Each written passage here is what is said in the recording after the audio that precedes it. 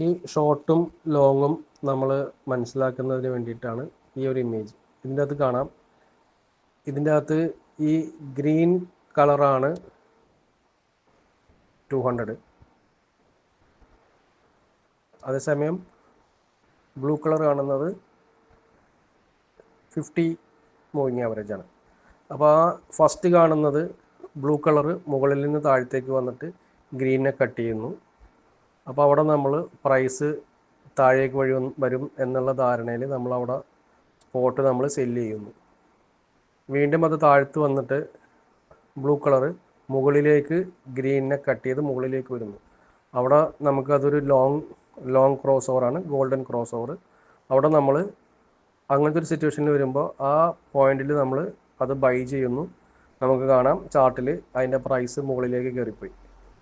വീണ്ടും നെക്സ്റ്റ് അതിനൊരു ചാൻസ് വരുന്നു, ആ ബ്ലൂ താഴേക്ക് കട്ട് ചെയ്യുന്നു ഗ്രീനിനെ. അപ്പം നമുക്ക് വീണ്ടും നമുക്ക് സെല്ല് ചെയ്യാം.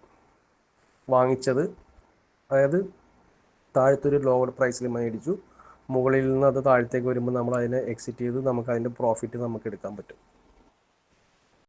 അപ്പോൾ ഇന്നത്തെ ക്ലാസ്സിൽ നിന്ന് നമുക്ക് മനസ്സിലാക്കാൻ പറ്റിയ ചില കാര്യങ്ങളുടെ ജസ്റ്റ് ഒരു റിവ്യൂ.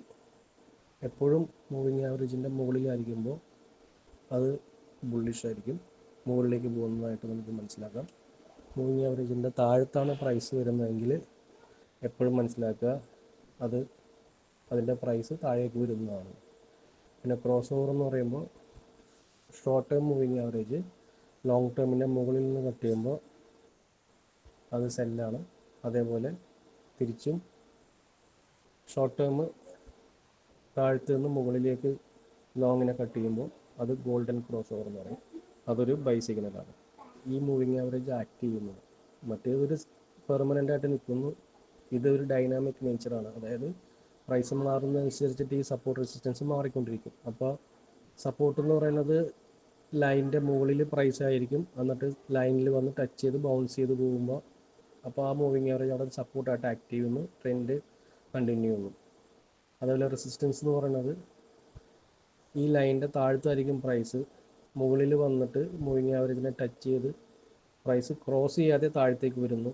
അങ്ങനത്തെ സിറ്റുവേഷനിൽ വീണ്ടും അത് ഡൗൺ ട്രെൻഡിൽ തന്നെ കണ്ടിന്യൂ ചെയ്യുന്നു എന്ന് മനസ്സിലാക്കാം.